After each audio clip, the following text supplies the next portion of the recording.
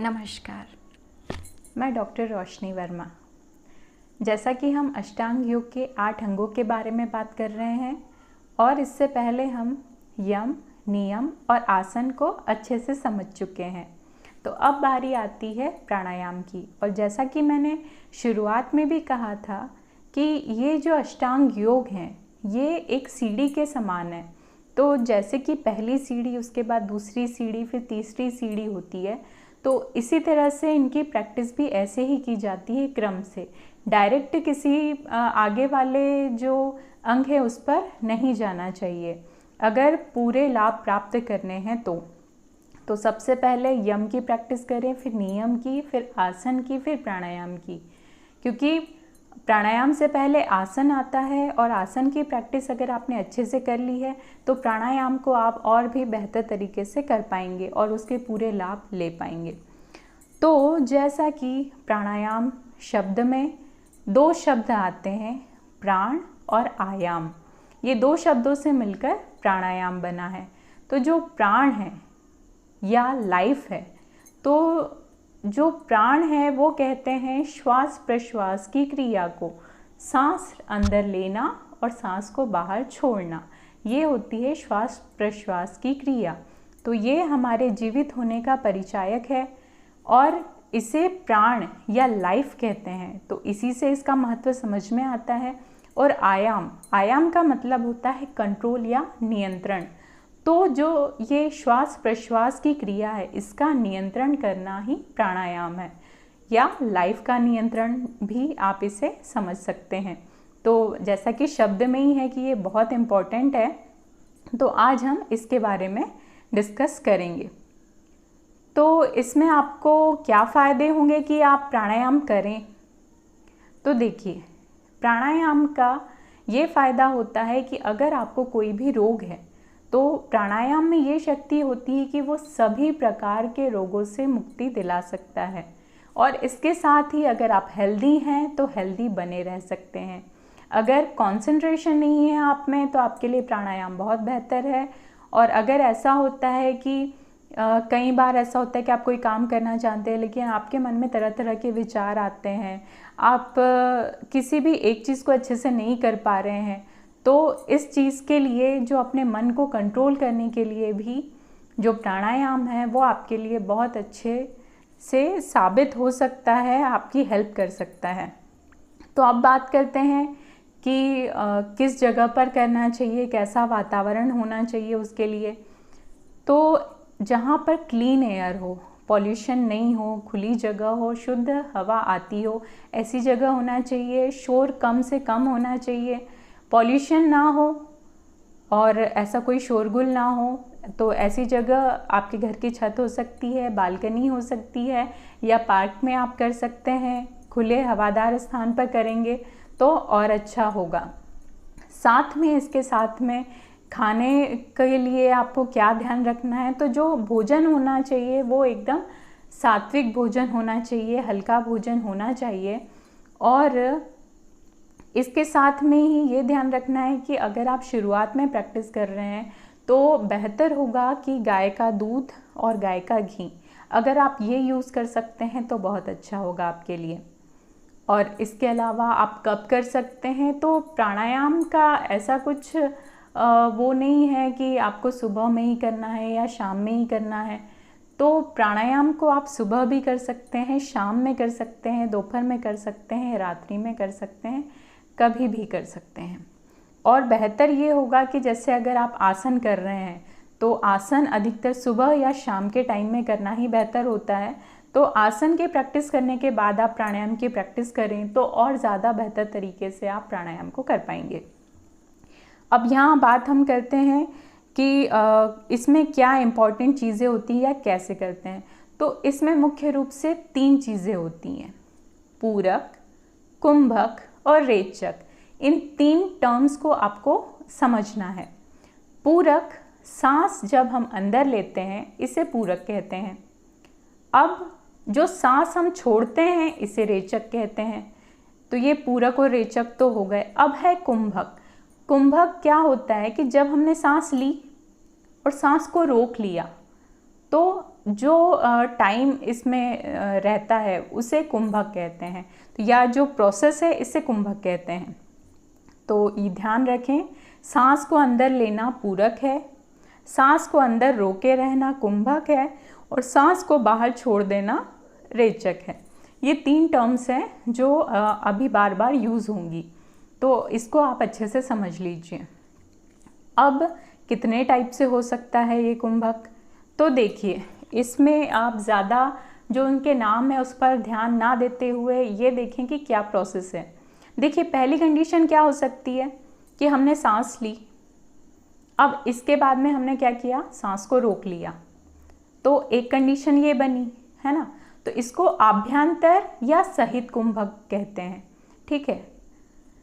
और एक कंडीशन क्या हो सकती है कि हमने सांस ली, सांस छोड़ दी बाहर, उसके बाद में फिर हम सांस नहीं ले रहे हैं, बीच में हमने रुक दिया है, मतलब सांस को रोक दिया है, तो इस कंडीशन को क्या कहेंगे, बाह्य या केवल कुंभक, ठीक है। इसमें सांस हमारे अंदर नहीं है। तीसरी चीज़ होती है कि जैसे बाह्य और आभ्यंतर में क्या हो रहा है कि या तो हम अंदर की ओर सांस रोक रहे हैं कंटिन्यू, तो ये आभ्यंतर कुंभक हो गया। अब अगर हम कंटिन्यू बाहर की ओर सांस रोक रहे हैं तो बाह्य, बाहर है सांस, तो उससे वो हमको समझ में आ गया, तो वो बाह्य कुंभक हो गया।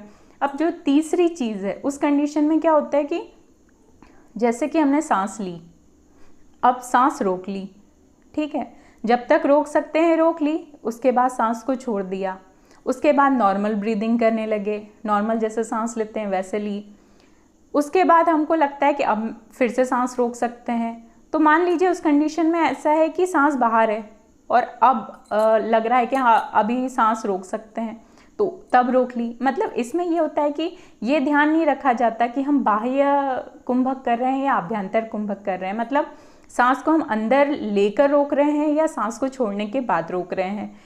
तो ये जो कंटिन्यूएशन होता है इसको स्तंभन वृत्ति कहा जाता है। तो ये तीसरा टाइप हो गया। अब बात करते हैं चौथे टाइप की। तो पहले तो इन 3 टाइप्स में देखिए कि इसमें मेनली ये था कि हम जब तक सांस को रोक सकते थे तब तक हमने सांस को रोका, उसके बाद उसको छोड़ दिया। लेकिन ये जो चौथा टाइप है इसमें क्या होता है कि जैसे हमने सांस ली, अब लग रहा है कि अब नहीं रोक पा रहे हैं, सांस छोड़ देना है, लेकिन हम ऐसा ना करके थोड़ा और सांस अंदर ले लेते हैं और बलपूर्वक कोशिश करते हैं कि नहीं और ज़्यादा टाइम तक रोकना है। और यही कंडीशन अगर सांस बाहर छोड़े हुए हैं तब हमने सांस रोकी हुई है तब भी ऐसा ही होगा, है ना। तो आभ्यंतर करें चाहे बाह्य करें, दोनों ही कंडीशन में ये चीज़ होती है कि हम बलपूर्वक और अपनी जो शक्ति है वो लगा के हम रोकते हैं सांस को एक्स्ट्रा टाइम तक। पहले के जो 3 थे उसमें यथाशक्ति रोक रहे थे, जितना आसानी से हमसे हो रहा है हम उतना कर रहे हैं और उसके बाद सांस को छोड़ दे रहे हैं, लेकिन इसमें हम बलपूर्वक करते हैं, ठीक है। तो इसको कहते हैं बाह्य आभ्यंतर विषयाक्षेपी। नाम की टेंशन मत लीजिए, सिर्फ समझ लीजिए कि क्या होता है। वैसे भी सबसे ज़्यादा प्रैक्टिस आपको बाह्य कुंभक या आभ्यंतर की करनी है, और आभ्यंतर कुंभक ही करें, वो आप आसानी से कर पाएंगे और समझ पाएंगे। तो ये हो गए इसके टाइप्स। और अब हम बात करते हैं कि ये भी अलग अलग टाइप के हो सकते हैं जो मेनली आपको समझना है, सीखना है। तो जो आभ्यंतर कुंभक होता है या सहित कुंभक, सहित इसलिए क्योंकि सांस अंदर है इसलिए, तो ये होते हैं 8 टाइप के। इसके भी अलग अलग डिविजन्स हैं, है ना। तो इसमें आते हैं सूर्यभेदी, उज्जाई, शीतली, शीतकारी, भस्त्रिका, भ्रामरी, मूर्छा और प्लाविनी। ये जो 8 होते हैं ये सहित कुंभक के पार्ट्स हैं। इनको हम डिटेल में अलग अलग समझेंगे क्योंकि इनकी एक एक जो प्राणायाम है इनको करने की प्रोसेस अलग है और उनके बेनिफिट्स अलग हैं। तो इसको हम एक एक करके डिटेल में समझेंगे। अभी आप इसका बेसिक समझ लीजिए कि ये 8 टाइप के होते हैं और ये सहित कुंभक है, यानी इसमें सांस को जब हम अंदर लेते हैं उसके बाद रोकना है और उसके बाद सांस को छोड़ देना है। तो अब बात करते हैं हम रेशो की कि अब हमने ये तो बात कर ली कि हाँ सांस अंदर रोकना है, कितनी देर रोकना है, क्या करना है ना। तो अब हम उसकी बात करेंगे। तो इसमें आपको ध्यान रखना है कि इसका जो रेशो होता है वो 1:4:2 होता है, पूरक, कुंभक और रेचक। जैसे कि सांस लेने में 1 सेकंड लगा या एक काउंटिंग की आपने, जब सांस रोकेंगे तो वो 4 काउंटिंग तक रोकेंगे और सांस छोड़ेंगे तो वो 2 काउंटिंग तक। ठीक है, तो ये तो एग्जाम्पल के लिए मैंने बहुत टाइम बताया है जो आपको वो काफ़ी कम है। अब आप इसको ऐसे समझें, 5 काउंटिंग के हिसाब से समझते हैं। तो जैसे कि जब आप सांस ले रहे हैं तो आपने 5 काउंटिंग तक हमने सांस ली, ठीक है। अब इसका जो 4 गुना है, तो 4 गुना कितना हुआ 20, तो 20 काउंटिंग तक हमको सांस रोक के रखनी है। अब इसके बाद 5 का 2 गुना यानी कि 10, तो 10 काउंटिंग तक सांस को छोड़ना है। तो 5 काउंटिंग तक सांस लिया, 20 काउंटिंग तक रोका और 10 काउंटिंग तक सांस को धीरे धीरे छोड़ा। तो ये 1:4:2 होता है।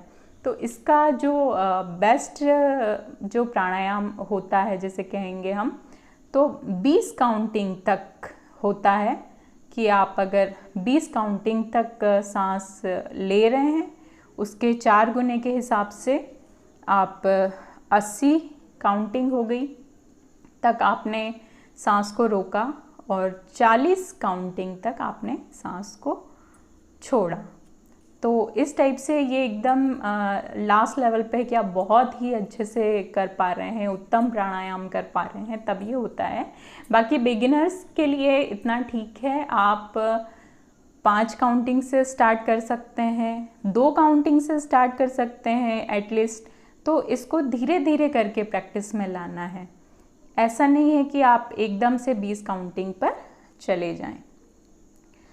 तो अब बात करते हैं कि इससे क्या बेनिफिट होते हैं, और अगर आप इसको प्रॉपर तरीके से करते हैं तो ही इसके बेनिफिट होते हैं। और इसके बेनिफिट वैसे जैसे खूब सारे हैं, जैसे हमने बताया कि समस्त रोगों से मुक्ति दिला देता है ये, किसी भी तरह के डिसीज़ में इससे आपको फ़ायदा ही होगा। लेकिन अगर आप प्रॉपर करते हैं तो, अगर आप प्रॉपर नहीं करते हैं तो प्रॉब्लम्स भी हो सकती हैं। ठीक है, जैसे कि कुछ डिसीज़ेस हो सकती हैं, जैसे खांसी आ सकती है, श्वास संबंधी कोई तकलीफ़ हो सकती है, आपकी आँखों में दर्द हो सकता है, कानों में दर्द हो सकता है, अगर आप प्रॉपर तरीके से जो इसके नियम हैं उनको फॉलो नहीं करके करते हैं तो। और जैसे कि हमने बात की कि प्राण यानी जीवन, लाइफ है, तो उसका जो नियंत्रण है, कंट्रोल है, वो आप धीरे धीरे ही उसको कंट्रोल में ला सकते हैं। अगर जल्दबाजी में आप कोशिश करते हैं या एक काम ख़त्म करने जैसा आप कोशिश करेंगे इसको करने के लिए, तो उससे आपको फ़ायदे के बजाय नुकसान होगा। तो ऐसा बिल्कुल भी ना करें आप। और ये है कि आप कम से कम प्राणायाम को अपनी लाइफ में इस टाइप से शामिल करें कि ये आपकी लाइफ का एक पार्ट बन जाए, क्योंकि हम सब चाहते हैं हेल्दी रहना, कोई डिसीज्ड रहना नहीं चाहता है। और अगर डिसीज्ड हैं भी तो आप ठीक हो सकते हैं प्राणायाम के माध्यम से। और जब आप इसको करेंगे तो आपको अपनी लाइफ में अपने आप ही काफ़ी सारे चेंजेस देखने के लिए मिलेंगे। तो आप प्राणायाम को ज़रूर अपनाएं अपनी लाइफ में। और आई होप आपको ये जानकारी जो है वो पसंद आई होगी, आपको अच्छे से समझ में आया होगा।